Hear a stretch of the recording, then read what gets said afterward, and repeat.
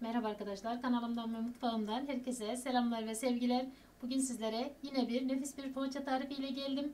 Dilerseniz sizleri bekletmeden hemen yapımına geçiyorum. Tarifime geçmeden önce kanalımıza ücretsiz bir şekilde abone olabilirsiniz. Beğeni ve yorumlarınızı da özellikle bekliyorum.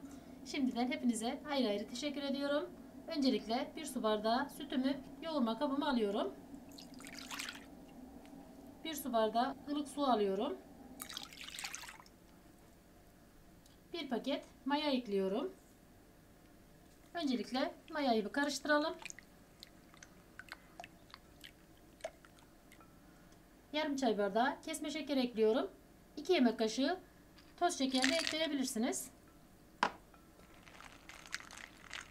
Şeker eriyene kadar karıştırıyorum. 1 çay bardağı sıvı yağ ekliyorum.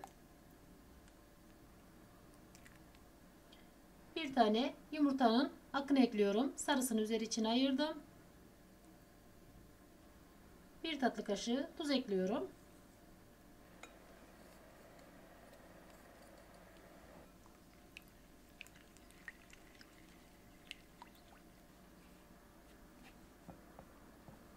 Burada 6 su bardağı unum var arkadaşlar. Hepsini eklemiyorum. Gerektikçe azar azar ekleyeceğim. Birazını ayırıyorum.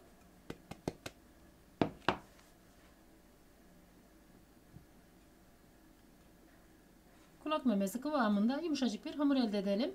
Hamurumuzu da iyice özlü bir şekilde yoğuralım. Elimizi boşlayana kadar. Kır pidesi şeklinde nefis bir poğaçalarımız olacak arkadaşlar. Lütfen videomu sonuna kadar izleyin. Hamurumu çok özlü bir şekilde gördüğünüz gibi elimi boşlayana kadar yoğurdum arkadaşlar.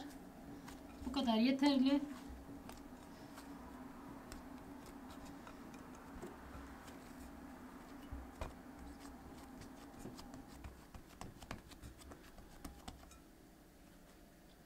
Altı su bardağı unum var demiştim. 1 su bardağı arttı arkadaşlar. Toplamda 5 su bardağı un kullandım.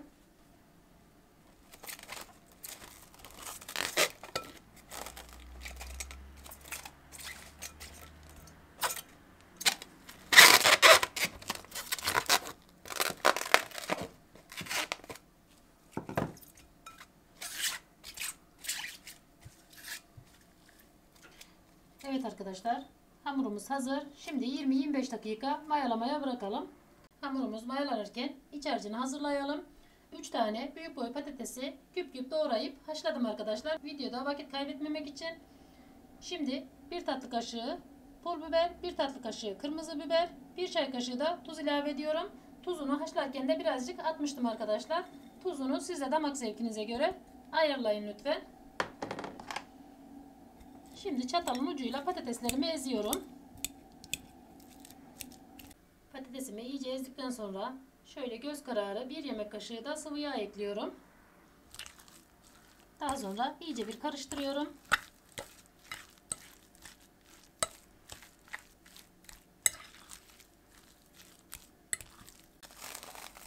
Bu arada hamurumuz da çok güzel mayalandı arkadaşlar.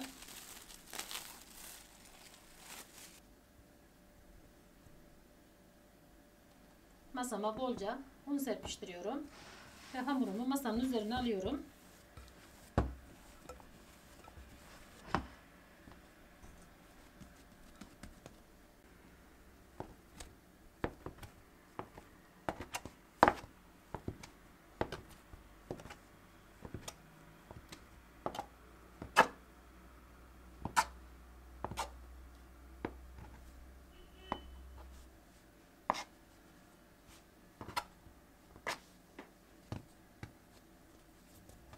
Şimdi hamurumuzu eşit bir şekilde bezeleyelim. Hepsini aynı ayarda.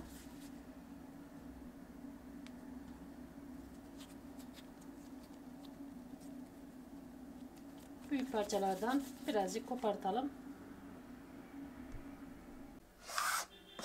Hamurlarımın hepsini bezeledim arkadaşlar. Aynı ayarda gördüğünüz gibi. Şimdi hazırlamaya geçiyorum.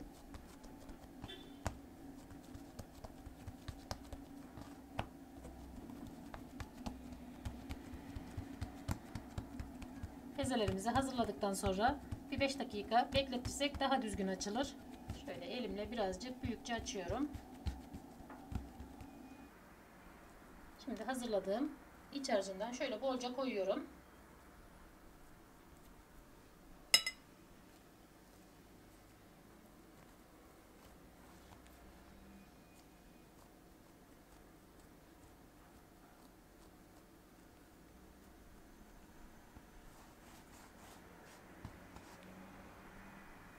Bu şekilde yapıp tepsime diziyorum.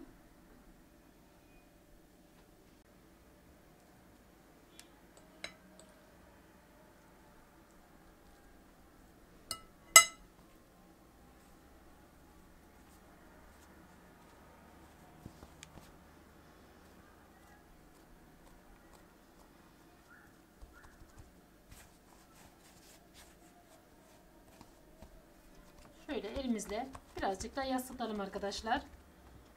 Dediğim gibi kırpidesi şeklini vereceğiz. O yüzden birazcık yasıtmamız daha iyi olur.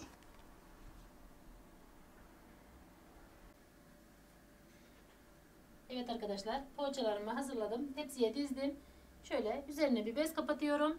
Bir 15-20 dakika tepsi mayası yapıyorum ki poğaçamız daha güzel kabarsın.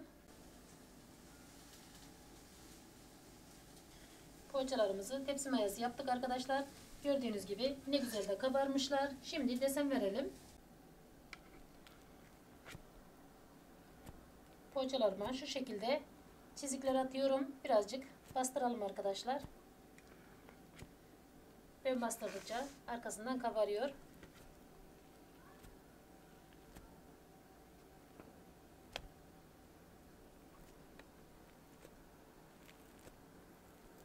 Kenara ayırmış olduğum yumurta sarısının içerisine bir tatlı kaşığı da sıvı yağ ekledim.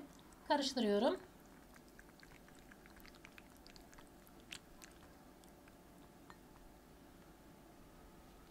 Poğaçalarımın üzerinden bol bol sürüyorum.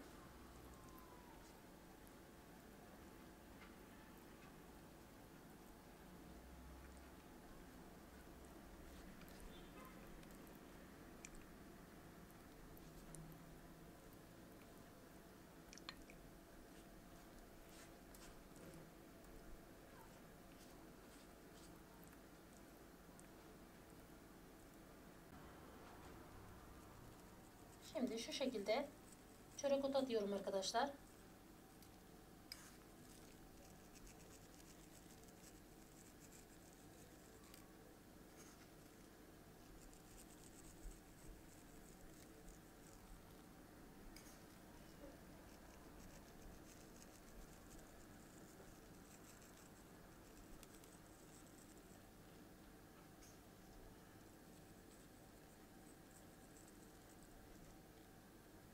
Poğaçalarım fırına girmeye hazır arkadaşlar. Önceden ısıttığımız 180 derecelik fırında poğaçalarımız nar gibi kızarana kadar kontrollü bir şekilde pişirelim.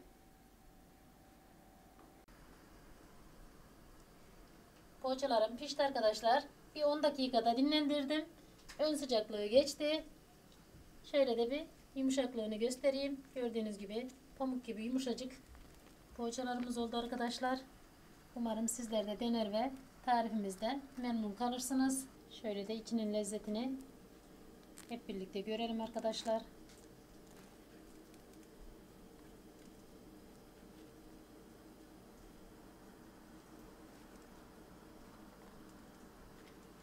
Evet arkadaşlar, bugünlük de bir tarifin sonuna geldim. Beğendiyseniz paylaşmayı, yorum yazmayı, kanalımıza abone olmayı lütfen unutmayın. Başka tariflerde görüşmek üzere. Kendinize iyi bakın. Hoşça kalın.